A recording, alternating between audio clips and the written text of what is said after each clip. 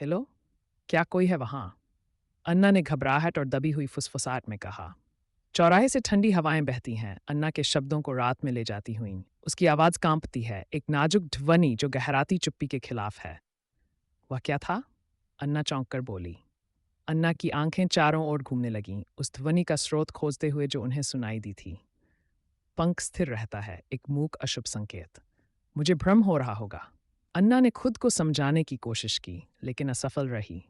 वह अपने डर को खारिज करने की कोशिश करती है, लेकिन एक आदिम प्रवृत्ति चिल्लाती है कि वह अकेली नहीं है। दूरी में आकृति स्थिर है, एक मूक पर्यवेक्षक। यहाँ रहने का कोई फायदा नहीं है। रात हो रही है, अन्ना ने नर्वस होकर कहा। उसके शब्द जूठे हैं। वह जानती है कि वह किसी चीज से भाग रही है, लेकिन नहीं जानती कि किस चीज से। आकृति अभी भी वही है,